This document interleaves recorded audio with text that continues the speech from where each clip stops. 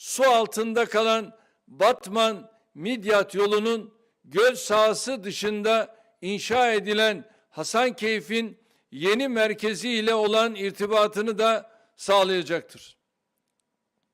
Açılışını yaptığımız proje ile zamandan ve akaryakıttan önemli ölçüde tasarruf edilecektir. Batman, Mardin ve Habur sınır kapısı arasındaki irtibatı da sağlayacak bu köprünün bölgemiz ticaretine çarpan etkisi olacaktır.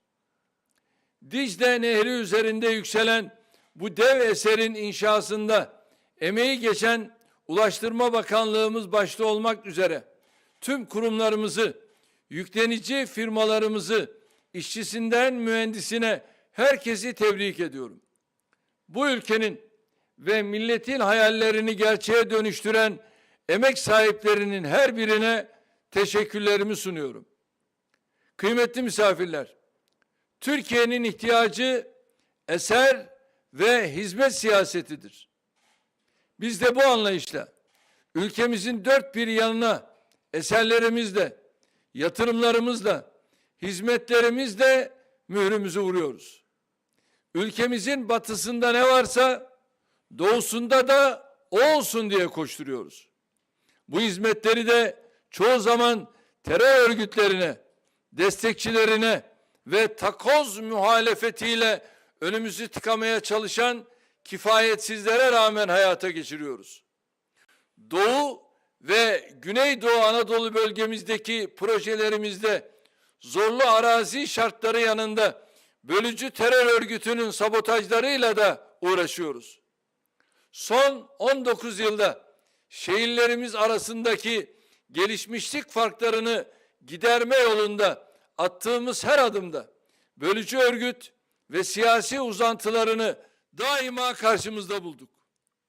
İstismar araçlarını kaybetmemek uğruna her türlü alçaklığa imza attılar. Batmanlı, Mardinli, Hakkari'li, Şırnaklı, Diyarbakırlı kardeşlerimiz hizmet almasın diye her türlü iğrençliği sergilediler. Mesela yol yaptık. Rızkının peşindeki işçileri katlettiler. Baraj yaptık. Müteahhitleri tehdit ettiler. Havalimanı yaptık. Akla hayale gelmedik iftiralar attılar. Okul yaptık. Çiçeğiburnuk'ta gencecik öğretmenlerimizi şehit ettiler. Kütüphane, kurs, yurt, gençlik merkezi yaptık. Ateşe verdiler. Yakıp yıktılar. Bölgeye yatırım getiren iş adamlarını baskıyla yıldırmaya çalıştılar. Milletimizin vergileriyle alınan belediye araçlarını halka hizmet vermek yerine sokaklara çukur, hendek açmak için kullandılar. Burada yaşayan vatandaşlarımız özellikle Ilısu Barajımızın inşa sürecinde karşılaştığımız sıkıntıları gayet iyi biliyor.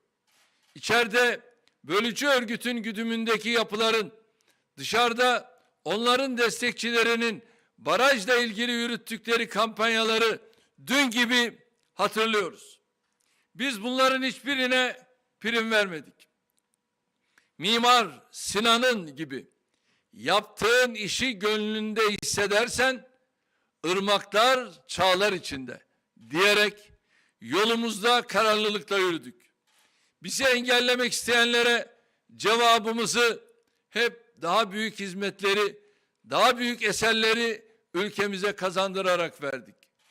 Ilısu Barajımızı kötüleme yarışına girenler bu dev eser tamamlandığında ihtişamı karşısında ezildiler.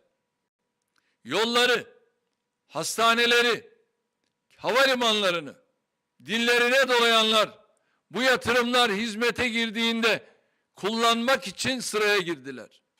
İnşallah bundan sonra da aynı sahnelere şahit olmayı sürdüreceğiz. Kıymetli dostlarım, atalarımız hizmet eden izzet bulur diyor. Biz de milletimize hizmetkar olmaktan daima şeref duyduk, iftihar ettik. Ülkemizin potansiyeline ve gücüne, milletimizin inancı ve azmiyle her şeyin üstesinden gelebileceğine yürekten inandık. Böylece Cumhuriyet tarihimizde yapılan yatırımların kat be kat fazlasını son 19 yıla sığdırmayı başardık. Bilhassa ulaştırma alanında Cumhuriyet tarihimizin rekorumuzu 3523 kilometreye yükselterek 2 katından fazla artırdık. 2002 yılında 83 adet tünelimiz mevcutken bugün bu sayı 435'e yükseldi.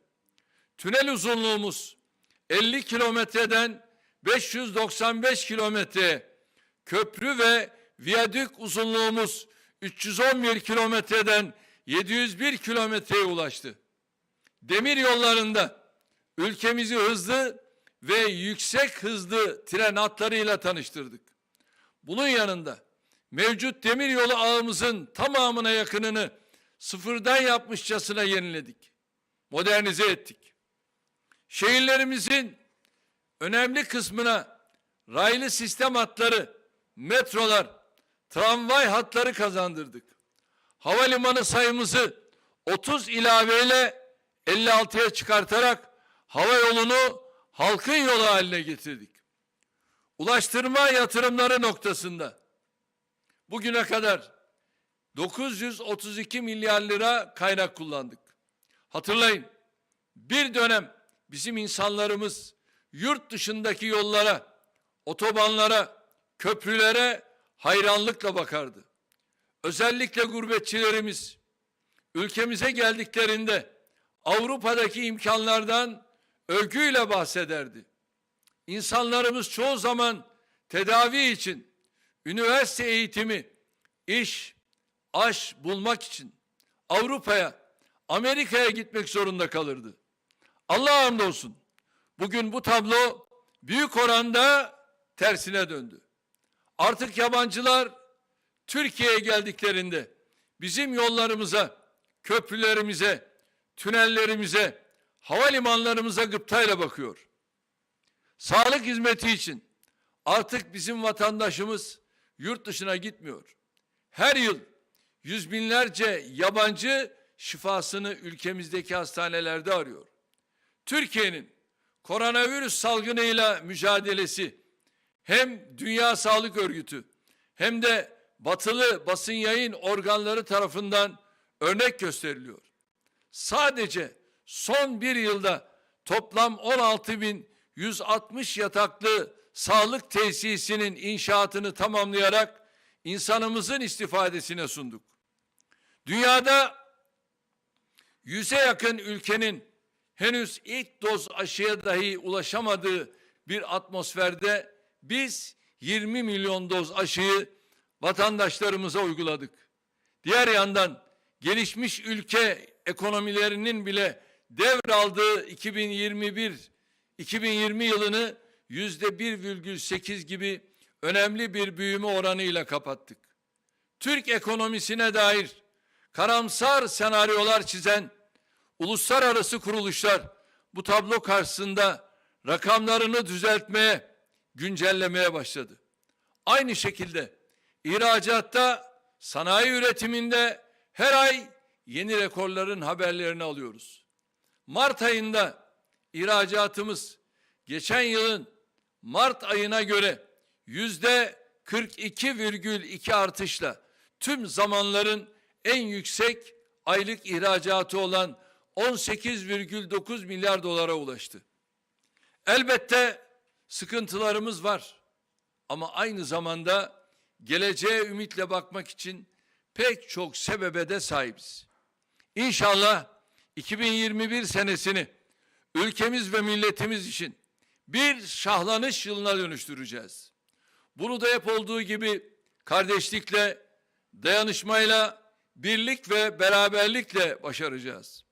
Tüm umutlarını Türkiye'nin tökezlemesine, ülkemizin kaosa ve krize sürüklenmesine bağlayan muhterislere fırsat vermeyeceğiz.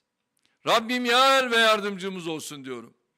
Bu duygularla bir kez daha açılışını yaptığımız Hasankeyf 2 Köprüsü'nün hayırlı olmasını diliyor. Emeği geçenleri tekrar tebrik ediyorum.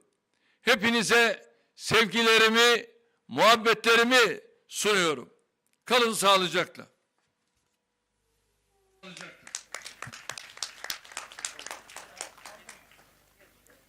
Evet. Adil Bey, duyuyor musun bizi?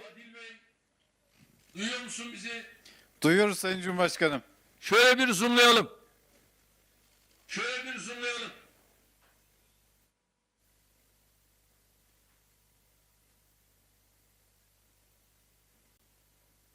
Maşallah. Batman'a, Mardin'e, hele hele Hasankeyf'e, Ilısu'ya bu yakışır, bu.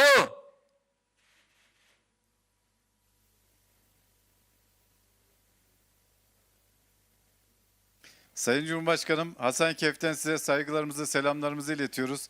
Ülkemiz için gurur projelerinden bir tanesinin hizmete açılış töreninde sizlerin huzurunuzdayız. İnşallah bölgemize çok uzun yıllar hizmet Evet, yapacak. şu anda ben bölgenin istihdamını, üretimini, karşımda ekonomisini.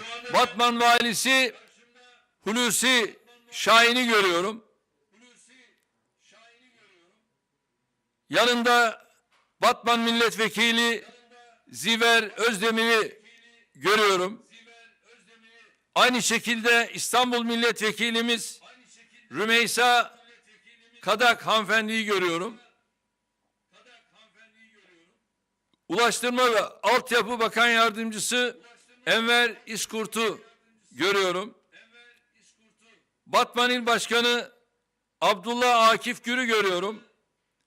Milliyetçi Hareket Partisi Batman İl Başkanı Kerem Demir'i görüyorum. AK Parti Mardin İl Başkanı Faruk Kılıç'ı görüyorum. MHP Mardin İl Başkanı Ferhan Bozkuş'u görüyorum. Hasankeyf Belediye Başkanı Abdülvahap Kusen'i görüyorum. Şöyle işaret buyururlarsa iyi olacak. AK Parti Hasankeyf İlçe Başkanı Rüstem Ayhan'ı görüyorum. Şöyle işaret buyursunlar. Evet. Karayolları Genel Müdürü Abdülkadir Uraloğlu'nu görüyorum. Karayolları Diyarbakır Bölge Müdürü Savaş Bayındır'ı görüyorum. Yüklenici firma Cengiz İnşaat'ın yönetim kurulu üyesi Asım Cengiz'i görüyorum. Ve Nurol İnşaat Yönetim Kurulu üyesi Bülent Erdoğan'ı görüyorum. Şu anda kordela sizde. Makaslarınız elinizde. Kordelayı kestikten sonra makaslar bugünün hatırası olarak sizlerde kalacak. Sizlere İstanbul'dan selamlar, sevgiler. Ve Hasankeyf 2 köprüsü tüm Mardin, Batman, bölge, tüm insanlığa hayırlı olsun diyoruz. Ya Allah! Bismillah. Bismillah.